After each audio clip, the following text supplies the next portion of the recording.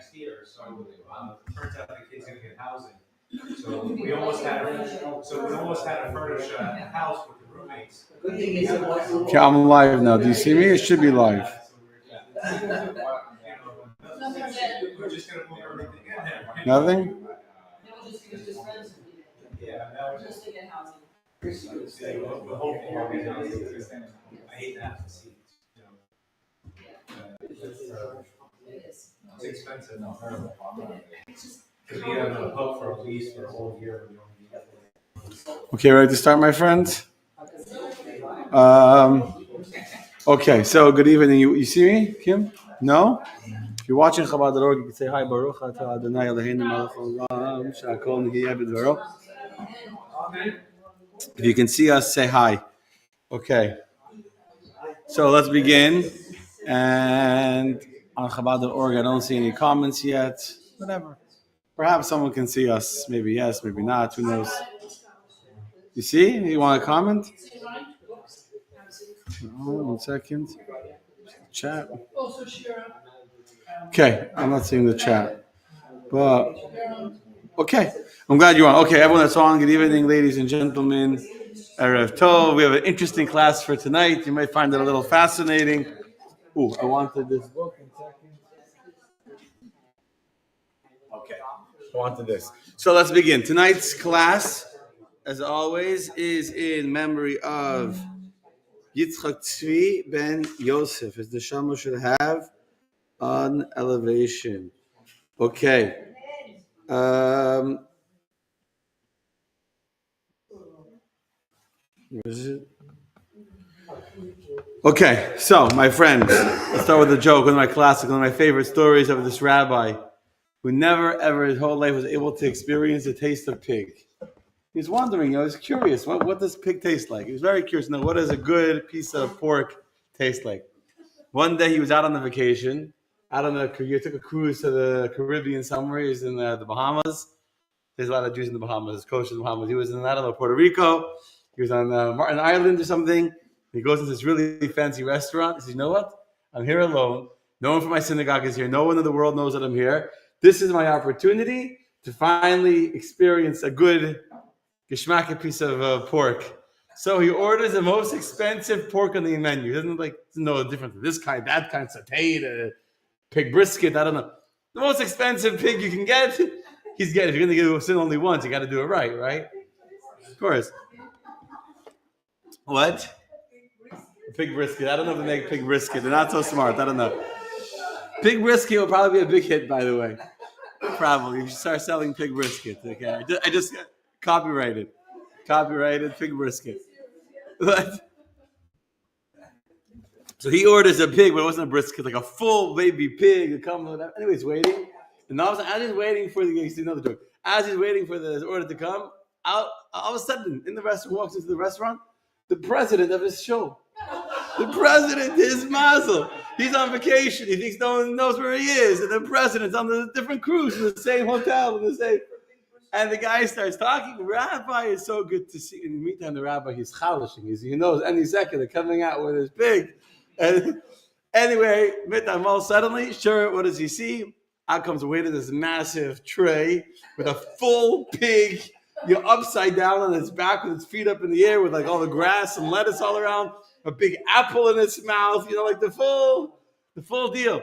And they walk over to the rabbi to bring him this whole pig with the apple and everything. And the rabbi looks at the president looks at the rabbi. The rabbi says, what a fancy restaurant. Look how they serve you an apple in this place.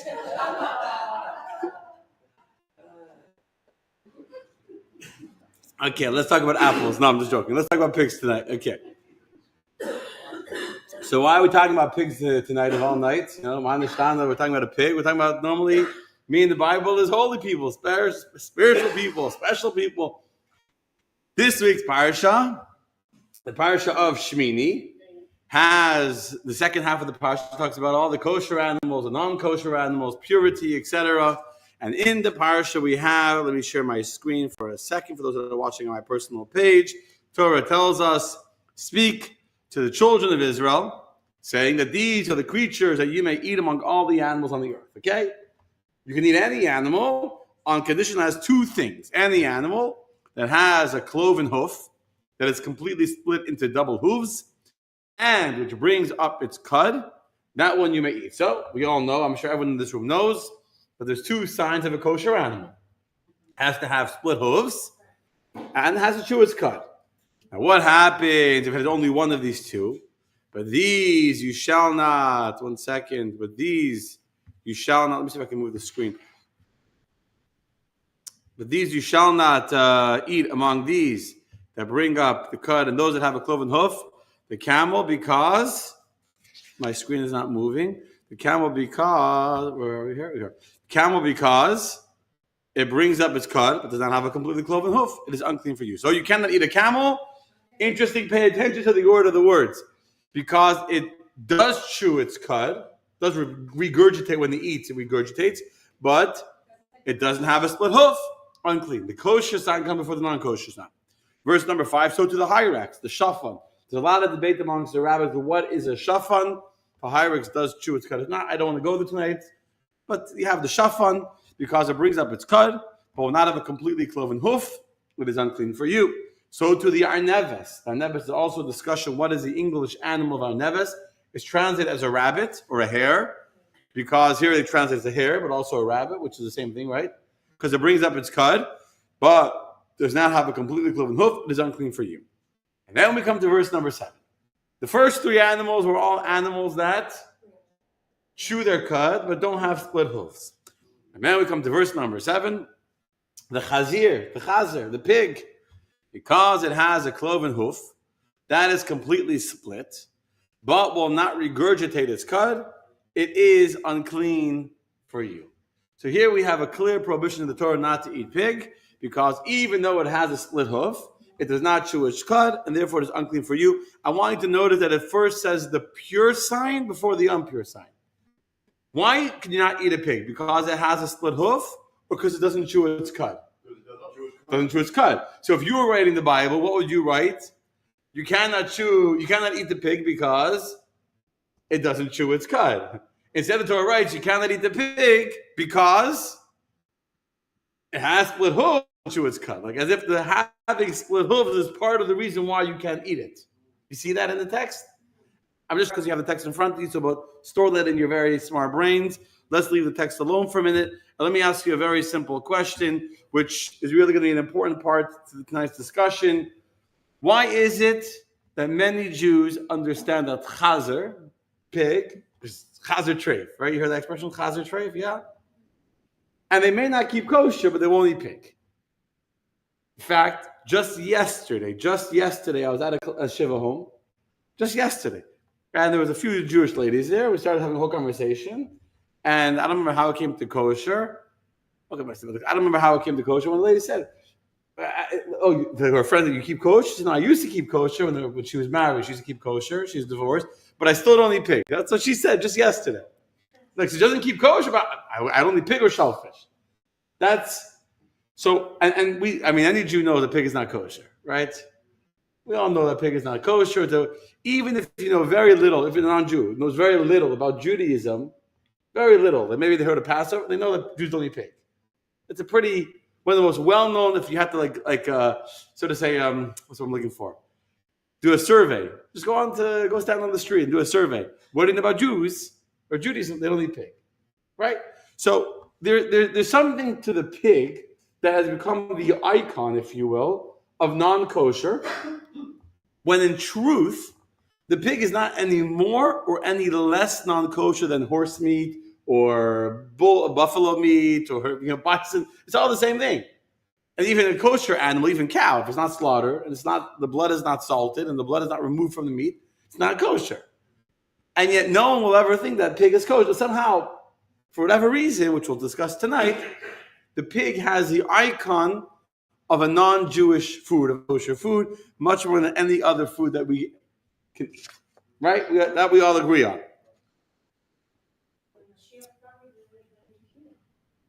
That's true. We're going to talk about that too. So, maybe I'll say it this way. I'll tell you something interesting. Okay. I'll say it the way Vivi. So that's the first thing we need to understand, is why is the pig like considered the worst of all non-kosher animals, when from a purely halachic perspective, the pig is not any more or any less non-kosher than any other non-kosher meat you buy in Publix. We also find something very interesting about a pig. It says about the pig that the word, what's a pig called in Hebrew? Chazir. Chazir. Where does the word chazir come from? Choser, to return. So the rabbis tell us that why is the pig called a pig? Because it is asid lahachzir liot mutar. I think is the words. It's going to return to become permitted to be eaten again. It's going to return. The reason why it's called a chazir, which means a pig, is because it's going to be choser. It's going to return. To return to what? To return to its permitted status. To return that one day, God willing, very soon, Mashiach will come, and then the pig will become kosher, and we'll all be allowed to eat pig, and then we'll definitely have pig brisket. Pig brisket. Yeah? Day, the pig will be kosher. Now, how does that make any sense? That doesn't make any sense? Oh. Okay, it's a good question. So there is a tremendous question here about, I'm going to say my news first because it's interesting, and then we'll go to the more, whatever. It's a very interesting discussion. The rabbis have a big debate about this statement in the Medrash, about this comment that the pig will become kosher. What's the problem? It seems to imply that when the Torah says something, the Torah is not absolute. The Torah is not absolute. When Torah says something, we have one of the 13 principles of faith. The Rambam tells us 13 principles of faith. One of them is that the Torah will never change. And we see clearly in the Torah, actually, in the Bible, that when the Torah warns us about false prophets, the Torah tells us, if a person will come to you and say that one of the laws of the Torah don't apply anymore, you know he's a false prophet. And to us, it's a very clear proof that Christianity can't be authentic, and that Mr. J, that person can't be the real Mashiach and the real prophet, because he came and tried to change Torah. And he's tried to say that certain laws that applied back then, like circumcision or not eating non-kosher, don't apply anymore. And you can't make a version 2.0, you can't make a New Testament. It's against the principles of Jewish faith to believe that you can have an Old Testament, and now we've an updated version, that was the old one, this is version 2.0, it's a new software like the old iPhone, now you have the new iPhone, and then there's a newer iPhone, the old Bible, a newer Bible, et cetera, et cetera. What? The new Bible. The new Bible is going to be released next year that we already can buy, the 2025 version of the Bible. And then interim release in between that. Right? So we don't believe in that. So how could the rabbis tell us that when the Torah tells you black and white, we just read the verse a few minutes ago, when the Torah tells you that the chazir is forbidden, explicitly, it wasn't even like we're learning out that it's forbidden. The Torah takes a whole verse to explicitly tell you that the pig is forbidden. And now we come, don't worry, time will come, you'll be able to eat the pig. Just stay patient, and you'll get it with the apple and everything, you'll get the pig. So some rabbis don't agree with this medrash. Now, it's not a black and white statement of the Torah, it's a medrash to some of them. The Or HaChaim, the Chaim ibn Attar, he explained, I was learning today, that actually the physical signs of the pig will change. He writes that the physiology of the pig, it will somehow mutate, and the pig now, for whatever reason, doesn't chew its cud. But when Mashiach comes, they'll start chewing their cud, and therefore the signs will apply to the animal, which is in general a whole other lengthy conversation. I'm on purpose not talking about the signs of kosher, because that's a whole other conversation. What makes an animal kosher? I chose the pig as why is the pig not kosher? But the two signs of the kosher animal, the split hooves and the chewing the cud and all that, it's a big debate amongst the rabbis. Are those signs what cause the animal to be kosher? Or are those just symptoms of a kosher animal? You understand the difference? So if you have an animal that's born, let's say you have a cow that's born without split hooves. Is it still a kosher animal because it's a cow? And cows are kosher animals, even though this particular cow has some kind of problem that somehow its feet were born webbed and the hooves are not split. Has some digestive problem, doesn't chew its cud. I don't know how it, or it's a kosher? Is it not kosher because it's missing the signs that make it kosher, or the signs just to reveal that cows are kosher animals? The whole discussion among the commentaries, different ways of understanding if an animal is born without the signs, or if a non-kosher animal is born with the signs. But I'm getting myself distracted. The point is that the Orach Chaim explains that the pig will have the kosher signs when Mashiach comes, and therefore will become a kosher animal, and therefore will be allowed to eat the pig. But that's unique to the pig. However, there's another perspective that in general, when it says that when Mashiach comes, we won't have Torah mitzvot anymore. Many of the laws, we know it says that when Mashiach comes, all the holidays will be nullified. Right? I don't know where this is from. When it says when Mashiach comes, we won't, like many of the mitzvot won't apply. Not because they won't exist, but they won't have relevance to us that will be forbidden to do them. And therefore, there's some commentaries that say that when Mashiach comes, we'll do the mitzvahs the way our forefathers did them. How did our forefathers do the mitzvot? They chose to do it. There wasn't an obligation on them like there is today. So when Mashiach comes, the pig will no longer be forbidden with the same kind of authority it is now. Jews will be like the forefathers. But the tumah, the evil, or whatever reason why we don't need a pig, won't really apply when Mashiach comes. And in general, the mitzvot, just like the holidays, it said that the holidays will be nullified when Mashiach comes, with the exception of Purim, by the way. Purim will have Mashiach comes. Again, I don't get into the whole conversation. How does Chassidus explain? Chassidus explains that we know that when Mashiach comes, the Ruach Hatuma Avir Min Haaretz, the whole spirit of impurity will be erased from the land.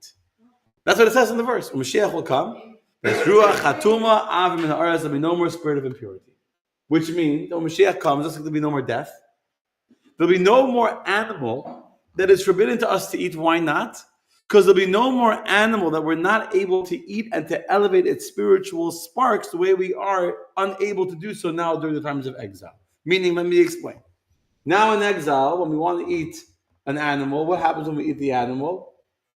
We take the energy of the animal, we internalize it, and we're elevating the sparks and the divine energy within the animal that we ate, within the food that we ate, and now that energy becomes our energy. And so we are energized, we're vitalized by what we ate, and we elevate the food that we ate through our eating it in a healthy way, in a holy way, and utilizing our energy to be productive, good, kind people, to pray, to do good things in the world. However, there are some foods that the Torah tells us, even if you eat them with good intentions and you eat them in a healthy, holy way, they are asur. What does the word asur mean? Forbidden. Correct. What else does the word asur mean? Yeah, that's forbidden. Not allowed and forbidden is the same thing. We say, but matir asurim. What does matir asurim mean? Imprisoner. Lachon. Asur is prison. Tied. When someone is tied, they're asur, they're tied. Matir, we say in the morning blessings that God is matir asurim. God releases the bound. And the reason why a food is asur, the reason why food is not allowed to be eaten, the reason why it's forbidden, is because spiritually it's tied to unholy forces. The forces of impurity, the forces of klipa. What? Yeah, we say that. I didn't make it up. Correct. We say that every morning. Every morning we say it. So to be asur means, to be forbidden means that it's tied to impurity. It's tied to the forces of klipa. So today, how are we able to elevate the spirituality that exists within the pig? Because within the pig is also divine energy. How do we elevate it? By not eating it. By not eating it. The way we elevate a pig is by saying, wow, that looks yummy, but I'm not going to eat it. And by doing that, that's how we're elevating the pig. But when Mashiach will come, no longer will there be a force of impurity in the universe. No longer will there be a force of unholiness that's pulling and chaining and tying the pig to its unholy source. And so what will happen at that time? The pig will be choser, it will return to become permitted. In a sense, it's very interesting. So let's just repeat and to recap. According to Orach Chaim, it's a unique thing about the pig. Some don't agree with this concept that the pig will one day be kosher. But according to Orach Chaim, it's unique to the pig. The pig will somehow physically mutate to have kosher, to have the kosher symbols, and will start chewing its cud. But the Hasidic explanation is that there will no longer be impurity in the world. And if there's no longer impurity in the world, there's no longer a force of negativity that's attached to the pig, and therefore you'll be allowed to eat the pig like anything else. There won't be a problem. Eating a pig will have the same spiritual impact as eating horse, or as eating a sheep or eating a lamb. There's no force of impurity pulling it in the unholy negative direction. Oh, well, according to what I just said, Chassidus, any animal. What I just said is true for anything unholy in the world. There won't be unholiness in the world. Although, you know what else that means? You won't get a reward for keeping kosher when Mashiach comes. You're not going to be able to keep kosher when Mashiach comes. Everything will be kosher. Everything will be kosher, which means when Mashiach comes, it says in Hayom Yom, we're going to yearn for the days of exile when we had the ability to make a choice in our food and to be able to eat what God does want or doesn't want us to do. When Mashiach comes, and everything will be kosher to eat, and nothing will be unholy and forbidden. So whatever you eat will be. Me too. What? We'll also be healthy. There'll be no more illness when Mashiach comes. No more diabetes, no more high cholesterol. You won't want Oreos anymore.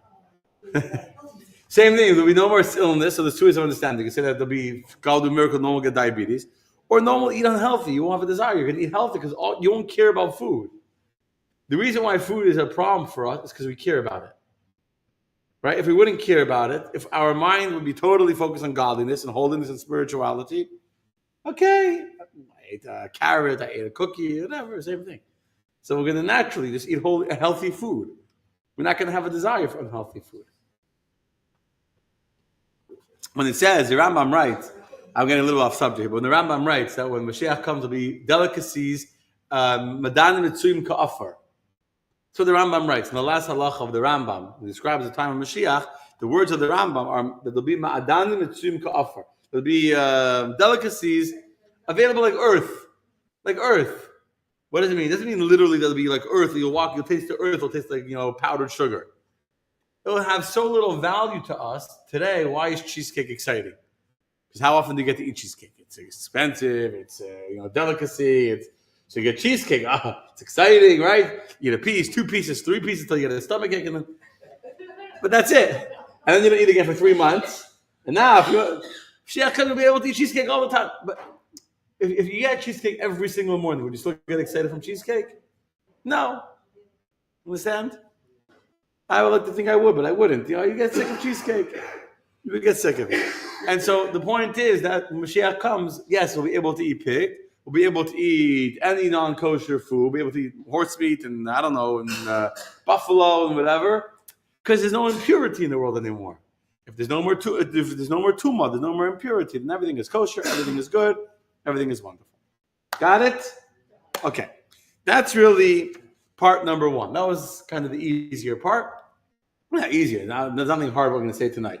That's just interesting about Mashiach coming and the pig becoming pure. But what I want to really talk about is, so why is the pig the icon of impurity? Now, really, I think now I should have a class on why is kosher. Like first, maybe like a whatever. We're focusing on the pig. Okay, 1 second. So what makes the pig that we know chazer? Even, and by the way, one of the few Yiddish words, a lot of Americans, they chazer treif, they know, right? Chazer treif, they know. They don't know many words. And chazer is actually a Hebrew word in the Torah. It's not only a Yiddish word. It's a Hebrew word. I don't even know if it's Yiddish. It is whatever it wants. It eats everything. Okay. So why is a pig not kosher? So 2 people in the room, Burjan and Vivi, both said pigs eat anything they want. On the other hand, so does a goat. So does a goat, okay, and so does a lot of animals, probably. Well, I know those 2 so far.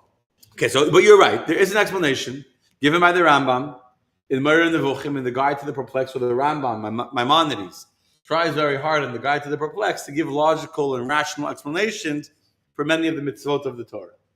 So the Rambam, in the Guide to the Perplexed, so he actually gives what you're writing, that the pig it wallows in the dirt and it eats disgusting, revolting things. And therefore, the Rambam writes that if Jews were allowed to eat pigs, what would they do? They would raise pigs. And if they would start raising pigs, they would introduce filth into their homes. And actually, pigs are actually carriers of a lot of diseases. To the Rambam writes, and they would bring a lot of disease into their homes. Not a side note, but on that note, the Talmud actually tells us that Jews are not allowed to raise pigs. The Talmud says that a Jew is not allowed to raise pigs. Don't tell people it says about dogs also, but about pigs. it's a Gemara in Baba Kama. The Rambam writes as a halacha that the sages pronounced a curse on anyone who raises dogs or pigs because they cause frequent and serious damage. And regarding pig, it brings the source from the Gemara in Baba Kama when there was a civil war between the Jews in the times of the Second Temple, between Hyrcanus and Aristobulus. In the year 67 BCE, before the temple was destroyed, and every day Aristobulus' men who were inside the actual temple compound, below were a basket with gold coins down the wall, and the men of Hyrcanus would raise up a lamb or two sheep to be the daily offerings in the temple. So they would send on the money and they would send up the animals. And then one day, Hyrcanus' people, instead of sending up 2 lambs, sent up in the basket a pig. And when it says in the Gemara, that when the feet of the pig touched the walls of Yerushalayim, the entire land of Israel shook. 400 parts of it, they were shaking like an earthquake hit. The whole land shook, and that was the day that the daily offerings in the temple stopped. There was no more, they didn't bring the pig, there was no more daily offerings, and there was one of the terrible tragedies that happened to the Jewish people. As a result of that, that's when they made a curse that nobody should, especially in Israel, even until came a whole thing in Israel now. If you're allowed to raise pigs in Israel, there's no pig farms in Israel, right? There are pig farms, now there are. Originally, if I'm not mistaken, I may be wrong, I'm going from memory, then when when Israel was founded, it was illegal to own pigs in Israel. Now, of course, we have secular Israelis that feel the need to, there's no other way to live besides for raising pigs, so they feel the need to... So is the same reasons for the Muslims not to keep pigs? Yeah, Muslims do a lot of the laws that we have. So they have the same one.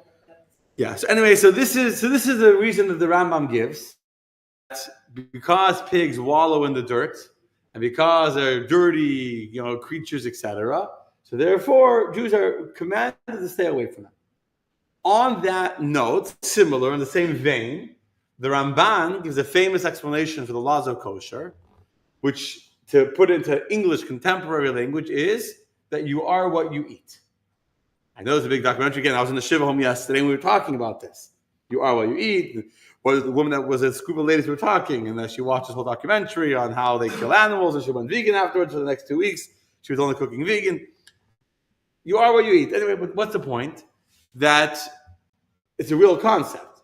When you eat an animal that's, for example, a predatory animal, the nature, the character of the animal becomes part of your character too. So therefore, when the Torah tells us the laws of kosher, the primary, again, this is one perspective of the Ramban, the primary thing that we're avoiding or abstaining from in all kinds of animals is hunting animals, predatory animals, animals that eat other animals. So birds of prey are forbidden. Animals that hunt other animals, that eat other animals are forbidden. Animals that eat are all, what's it called, herbivores or herbivores? Whatever. Animals that eat grass. Yeah, you know the joke? I must have seen this like a picture of like a guy says, I'm going to stop, I forget how it goes exactly. That the cow is basically all does is eat grass all day, and look how well his diet is going for, Its salad-only diet is not working too well. Forgot the exact words. The point is that we avoid animals that are predatory animals. So if you eat an animal that has the nature of a predator, that wickedness, that evil, I don't want to call it evil because that's the nature that God gave it, but that nature, that aggressiveness is the word I'm looking for, that aggressiveness to that one animal will kill another animal becomes internalized in what you eat. Becomes internalized in you and who you are. We see this in many, many ways. I mean, we see even today, besides for the spiritual energy of the animal, different foods directly impact our moods and impact I know if I eat pizza, I will feel lethargic and worn out afterwards. Even though pizza is delicious, I basically don't eat it because I know I'll feel like I was hit by a truck and I'll be like out of it for the next 3 hours. So for me, that has a direct impact. Some people are more sensitive, whether it's to gluten or to dairy or whatever it is. Nightshades, all different kinds of foods. Different people are impacted by different food. And we see how the food you eat has a real physical impact, not only if it gives you diabetes or not, has an impact on your mood, has an impact on your energy levels, on your testosterone. I say all these things. I'm far from a nutritionist. It's not one of my fields of expertise, but on purpose. But I'm saying it's everyone knows that certain foods will boost your energy levels, and they'll boost you. Some foods are good to help you think, and some foods are high in this antioxidant, whatever.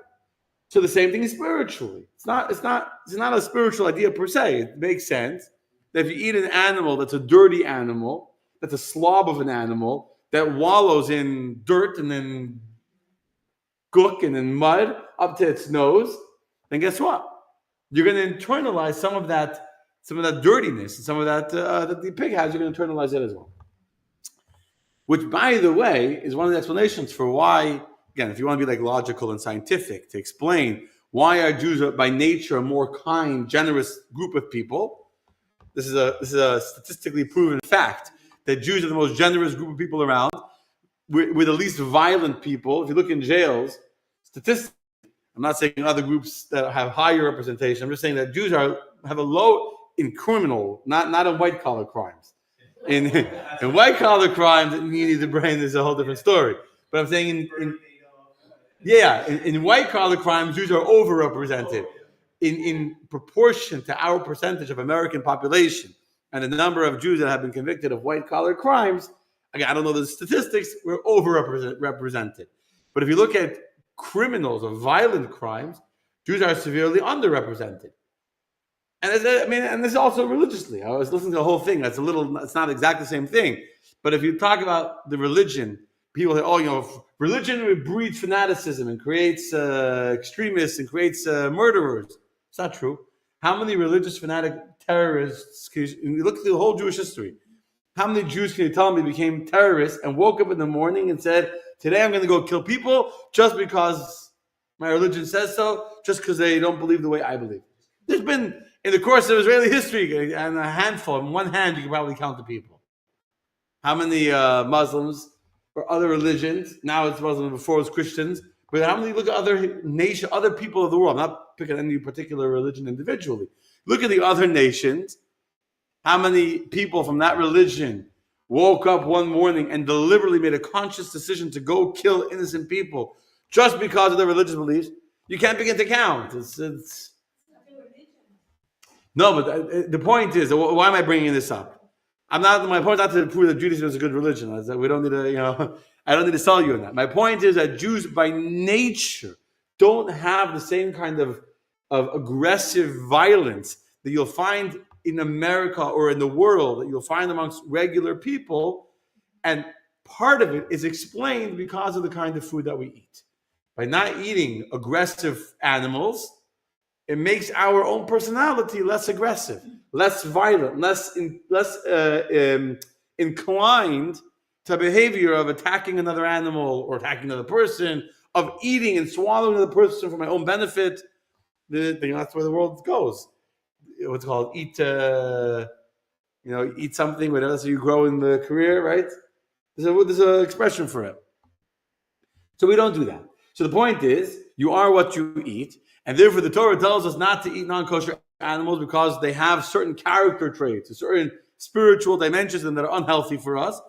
So chief amongst them, the most obviously negative of all animals is the pig. The pig is not an aggressive animal, it's not a violent animal, but it's a disgusting animal. It represents all of the negative character traits of laziness, of messiness, of slobbiness, of just eating anything, of not caring about what you eat. Most animals, well, to some extent, they're not going to eat something poisonous for them. They're not going to eat, the pig will eat anything you give it. Whatever you dump into the sloth, it will eat it.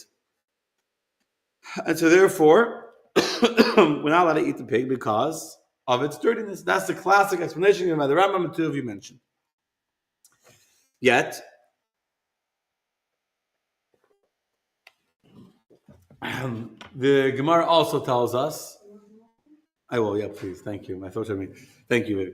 So we know the Talmud tells us that kosher is a chok. Thank you. It's fine. Thank you. Keeping kosher is a chok. What is a chok?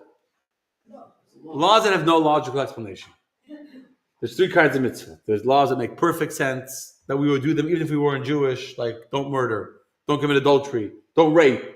Right? We understand that. We don't need to be Jewish to understand that killing someone is forbidden. Then there's laws that make sense. Celebrate Pesach is coming up. We understand why we celebrate Pesach. Thank you. We understand why we celebrate Pesach. It makes sense, right? But then you have laws that they defy logic. They have no logical explanation whatsoever. One of those laws is kosher. So the Gemara says, how do you explain why an animal is forbidden to eat?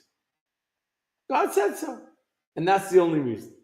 You want to say that God wanted us to not eat an animal because it's violent, but God wants non-Jews who are also the children of God to eat violent animals? How does that make sense? It doesn't. It's right. So that's why we don't accept that. The Chabad approach is not to try and rationalize why we keep kosher. Many, many Jews do, and they think that if you can explain it, it makes more sense. And the Chabad approach, and this is what I'm telling you now, is from the Gemara. It's not a Chabad idea. It's the Gemara says this. The Rambam tries to be logical, explaining more in the Nevuchim, the guide to the perplexed, logical explanation. So Rambam is giving a logical explanation. But the Gemara says, kosher is a law that is a chok. There is no logical explanation to why we keep kosher. We do it only because God said so. God said so. And so God doesn't want it. If God didn't want us to eat pig because it would make us become lazy, slobby, messy, disgusting people, then God wouldn't want non-Jews to eat pig either. God gave us a rule that he gave to us. It's a chok. It has no logical explanation. Okay. And in fact, Rabbi Elazar ben Nazariah says in the Gemara that one should not say that I abstain from pork because I don't like pork. Rather, you should say, I want the pork, but what should I do? The God said not to eat it. So the reason why I don't eat pork is only because I do what God said. That's the reason why I don't do it. Because God said so, so I do what God said. Okay. So we have here a few different perspectives on kosher in general, but also more specifically on the pig being a dirty animal that breeds disgustingness and all that. I'll tell you a story, then we'll go to the explanation that I want to share with you about the pig being a disgusting animal. So there's a beautiful story of these two brothers. One was very, very wealthy, but he was very into his wealth. Someone was very wealthy and they're very proud of the money they have. And anytime you talk to them, they'll tell you about the new car they bought and how it does this, and the new toy they bought, and the new this thing, and the new cruise they're going on, the new boat, and their home. And the other brother was a very religious Jew, a Hasidic Jew, but not very wealthy at all. He was a poor man. Anyway, they were on totally different paths in life. They didn't have much in common. But this Hasidic Jew, for his daughter was getting ready to get married, and he didn't have money. So he had no choice but to go visit his brother to go get a loan to ask him to help him with the wedding. So he travels to the other town where his brother lives. His wealthy brother is very excited. His brother came. He wants to give him a tour of his beautiful mansion. He just finished renovating his whole mansion, did a whole expansion. He made a whole beautiful, I don't know what. He hired a famous Italian designer to make his home beautiful. So he starts giving his Hasidic brother a tour of his home. And with all the details, this is an imported piece from Venice, and this is this and this. It costs this much money, and they designed it like this. Going on, showing off all the beautiful things he did in this house. And this Hasidic Jew is like totally not interested. Totally not. I mean, he's being polite. He's his brother, so he's listening, but you can tell he's zoned out. So his rich brother says to me, "You don't care? You're not interested to appreciate the beauty of the beautiful things that did in my house? Has no interest to you?" So he says to his brother, so I'll tell you the truth. There's one creature that has everything it could ask for, but if you would ask it what it wants more of what it has. What is that? The pig. The pig all day, it wallows in mud. All day it wallows in mud, and there's no shortage of mud. And yet if you come to a pig and say, "Pig, what do you want, pig?" You know what he would say? More mud. More mud up to my nose. And if I could go past my nose, I'll go past my nose, but then I'll just suffocate and die. So I'm only going to go up to my nose. But the pig is happy to be up to its nose in gook, in blood, in dirt, in disgustingness. That's all the pig wants. Pig can be up to its chin. Pig, what are you lacking in life? More mud. So too, he just says, brother, you're sitting and you're wallowing in all this mundane things. It's mud. And you have so much, and all you can think about is getting more. You have so much mud, and all you want is more mud and more mud. How much can I listen to the conversation? Anyway, that's a Hasidic story about the pig and the desire for more mud. Okay.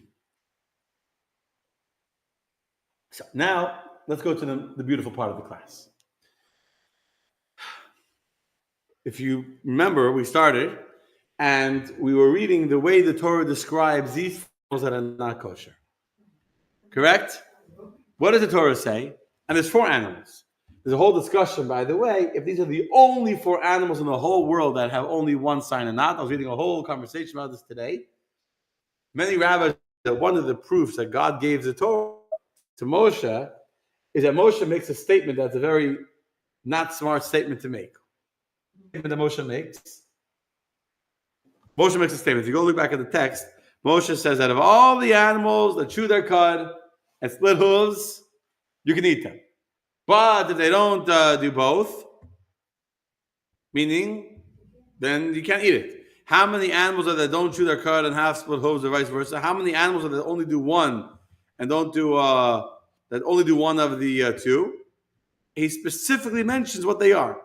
Now, if you would be living in the desert and you were trying to pretend that you were sharing the word of God, would you make a black and white statement that could easily be misproven or disproved shortly afterwards when the Jews enter a different land or Jews travel somewhere else? No. You would stay vague, right? So you say, you can only eat animals that chew their cud and have split hooves. If the animal doesn't chew its cud and has split hooves, not kosher. And you would end there. You would not start giving specific examples as if these are the only ones, because you're setting yourself up to be proven wrong. The fact that Moshe, who's standing in the desert, I don't know if there's pigs in the desert or not. I have no idea. I don't know if they survive in the desert. But the fact that he's standing in the desert, he's telling the Jews, these are the only ones that bring up their cud, but don't have a cloth. And in fact, this is the way science looks at it today, that if an animal chews its cud, it's going to have a split hoof, with these exceptions, and he says the exceptions. Brave of Moshe to do. Very, very brave. So discussion, the llama is covered to have a split hoof, but the llama is a kind of a camel. So of course it's a camel, and a llama is in the family of a camel, so it's the same thing.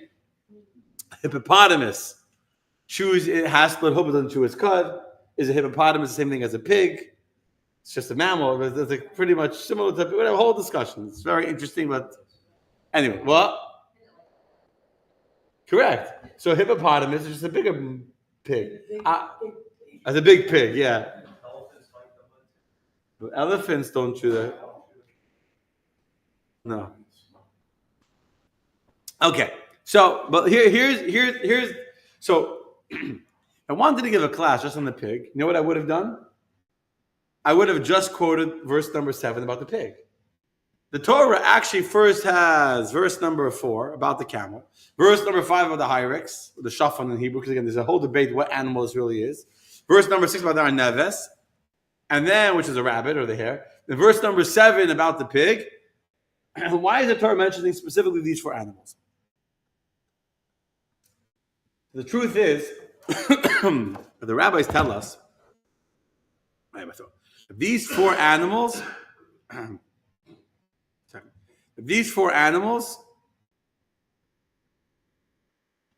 yeah, we'll do that. Okay. These 4 animals represent the 4 exiles of the Jewish people. The Jews have been in 4 exiles in the course of our history. What are the 4 exiles that the Jewish people were in? Let me find this the order. I don't want to mix up the order. Not that I'm going to go into all the verses because it'll be way too technical. But we know that we've been in 4 exiles. No, the first one is Babylonia. I had it right here. I don't know why. First one is Babylonia. Babylonian exile was when the first temple was destroyed, right? And that's similar to the Gumel, to the camel. It means a verse because the Gumel it plays on the verse that Bavel was Gomel, that Bavel caused to give forth. So the word Gamal, which is Hebrew for camel, is Gomel, whatever. Just trust me. Babylonia is compared to the camel, and then the exile of the Greeks, of Persians. Persians is the second exile, which is an exile with Mordechai and all that. That's the exile compared to the Arnavas, to the Hyrax. And then you have the Persian, you have the Greek Empire, which is the story of Hanukkah, which is the third exile. That's the Hyrax. And then you have the Galus of Edom, of Rome. That's compared to the Chazir to the pig. Now, why is each one compared to each one? Again, it's a little technical. But both the Gamal, Babylonia, brought upon the Jews many things. Both the Persian Empire and the Greek Empire actually produced righteous people. Like the animal that chews its cud, it brings up holiness. It brings up holiness. It brings up holiness. So from the Persian Empire, who was born from the Persian Empire? Well, we have Mordechai HaYehudi, and then Darius, the Jewish king of the Persian Empire. The Persian Empire itself produced someone righteous. Meaning the chewing of the cud actually led to eventually the animal having, so it didn't have split hooves. It's not a kosher animal, but it had righteous people who were born from the Persian Empire. From Mordechai, from Esther was born Darius. And from the Greek Empire, who came from the Greek Empire? Alexander the Great, who saved the land of Israel, that the land of Israel wasn't destroyed, etc., when all of the nations were destroyed. So these empires actually had something good in them. Okay? So that's the Babylonian Empire, which is the Gamal, the camel, that caused a lot of damage. You have the Greek and the Persian empires, which both bring forth Darius, and they bring forth, and Mordechai HaYehudi was one of the ministers in the palace of Achashverosh, and you have the Greek Empire with Alexander the Great, and then you have the Roman Empire. And the Roman Empire is compared to the pig. Why is the Roman Empire compared to the pig? Anyone want to guess? So first of all, Esav. Esav is the father of Edom. Esav is the father of the Romans. He's compared to a pig. It says in the verse that Esav is Chazim Ya'ar. He was like a pig who came from the forest. Whatever. But says the Medrash is following. I say to you now is going to be harsh, but I'm quoting from a Medrash. And I'm going to be harsh now, so it's okay. The Medrash says, just as the pigs stick out its hooves when it's resting, as if to say, look at me, I'm kosher. When you walk by a pig, what do you see? The pig is sticking out its hooves. Huh? I'm kosher. Big sign. I'm a kosher animal. So did the Romans, but is it a kosher animal? No. Inside, it's not chewing its cud. So did the Romans put on a show of justice to mask their own immorality and their own corruption. And then the Medrash brings a story about the Romans. There was a Roman emperor, Roman governor, who was putting to death a person who committed a murder, put to death an adulterer, they put to death something else. I don't have it here in my papers. Put them all to death. And he turned to his assistant and said, I killed all these people for their crimes. In one night, I did all three. Oh, it was a robber. It was a robber. In one night, I just executed a robber, a thief.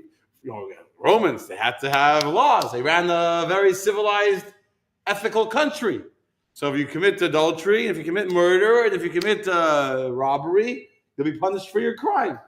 And then the governor that's punishing these criminals tells his assistant, in one night I did all those crimes myself. Understand? This is the Roman Empire. The Roman Empire is just like a pig. A pig is the worst of all the animals. And the pig is the icon of a non-kosher animal because the pig contains something extremely dangerous for a Jew. You know what a pig has? Hypocrisy. The pig has hypocrisy. The pig doesn't just say, I'm not kosher. A horse is not kosher. It's not kosher. But the pig pretends to be kosher. The pig sticks out its hooves as you walk by, and its hooves is resting there in the dirt. And as it's sitting there chewing all that crap in the earth, it sticks out its dirty, muddy hooves. It says, look at me. My hooves are split. I'm as kosher as any other animal out there. But inside is not chewing its cud. The Greeks, the Persians, they didn't look kosher. They looked like enemies. But on the inside, they were chewing their cud. They were producing righteous people. The Romans, they didn't produce anyone righteous. The Romans were the opposite. The Romans pretended to be righteous, and really they were murderers, and they caused tremendous dangerous things. They did a lot of terrible things. So, What's the lesson for us? What's the lesson for us? The pig, representing that any Jew knows that a chazer is the worst kind of thing because it pretends to be something it's not. Hypocrisy is very, very dangerous. When you know that you're not kosher, okay, you're not kosher, at least you know you're not kosher. So when you know you're not kosher, I know where I am, I know what I need to do. I'm not saying it's good to be not kosher, but at least you know where you are. Worse than being not kosher is being not kosher but pretending to be kosher. Kosher style is worse than non-kosher. Because kosher style, you convince yourself, I know I'm going to be very harsh. Kosher style, you convince yourself I'm a good Jew. Not only am I not keeping kosher, not only am I eating not kosher, but instead of having guilt about doing a sin, I'm not only am I not feeling guilty, I feel, look at me, I'm such a good Jew. I had a kosher style dinner tonight. Rosh Hashanah, I went to 2J's and I ate kosher style, I don't know, pork, had pork brisket, had brisket in it. I'm a good Jew. You understand? Worse than saying I'm not kosher is to be a pig and to pretend to be kosher when on the inside you're not kosher.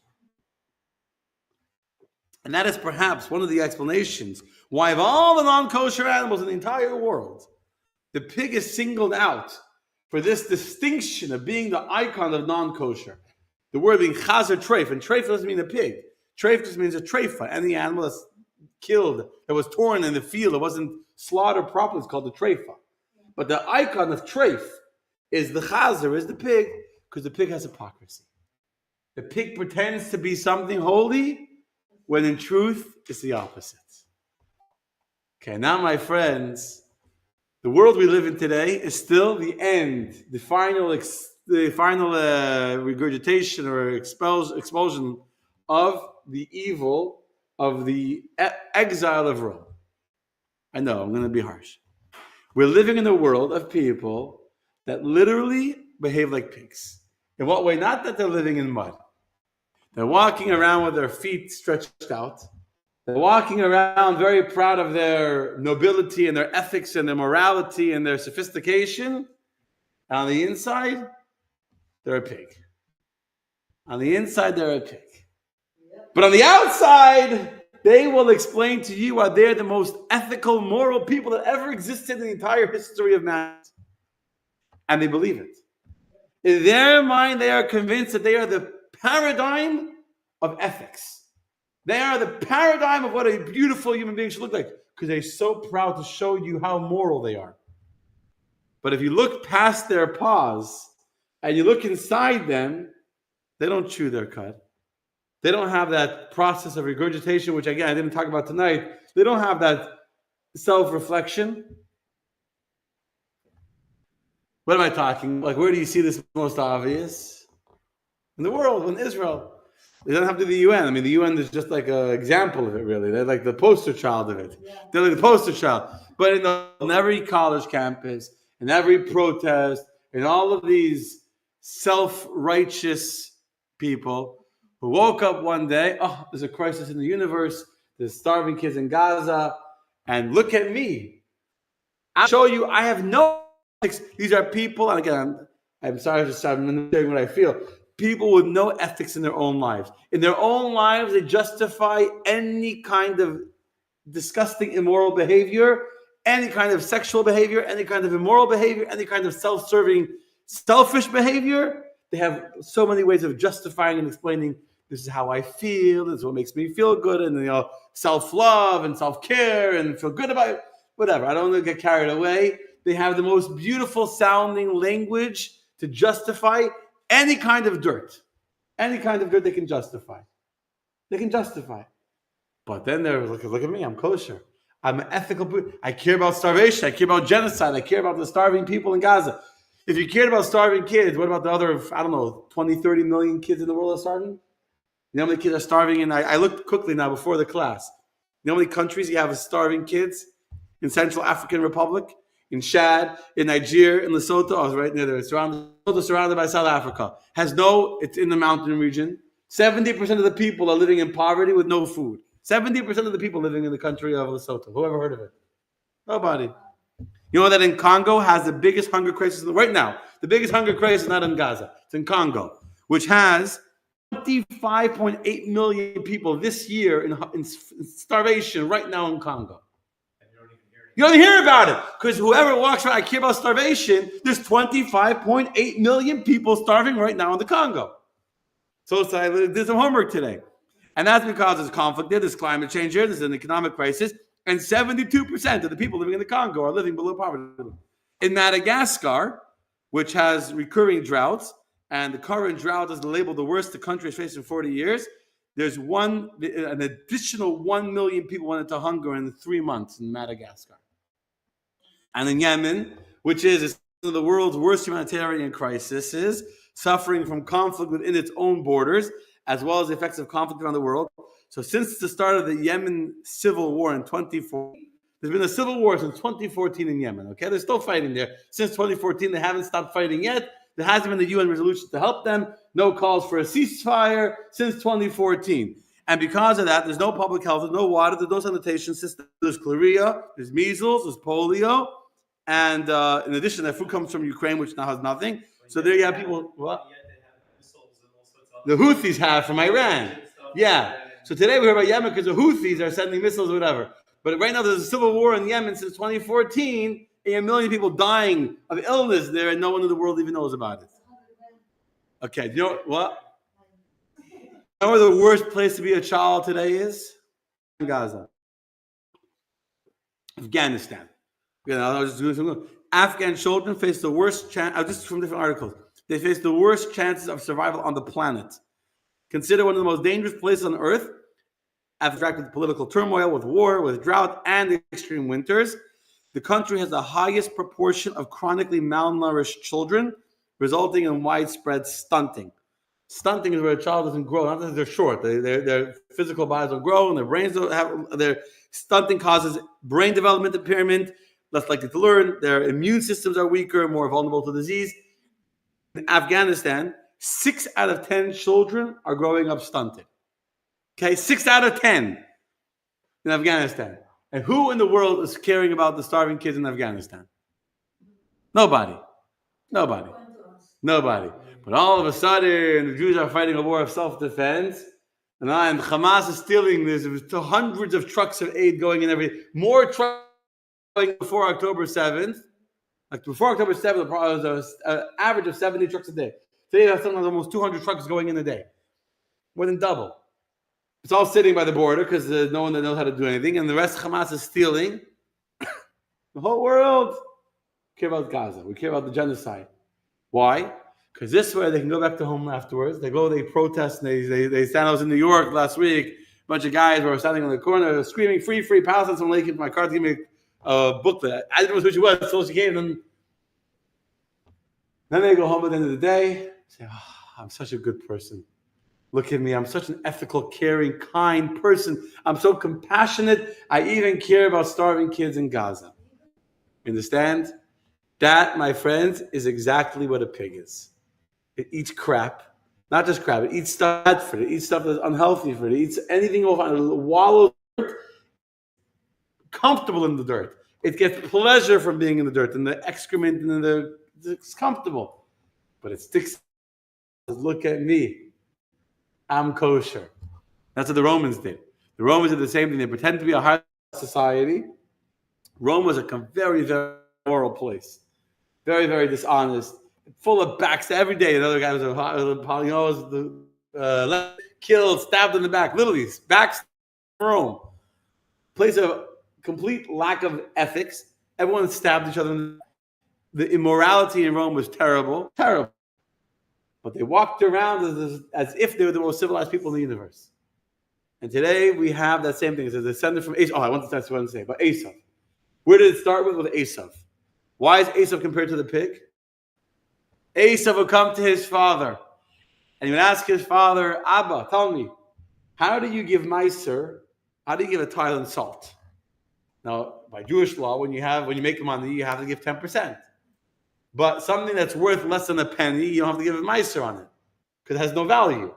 So salt is so small that salt has no value in and of itself. Salt is not worth a coin. So if it doesn't have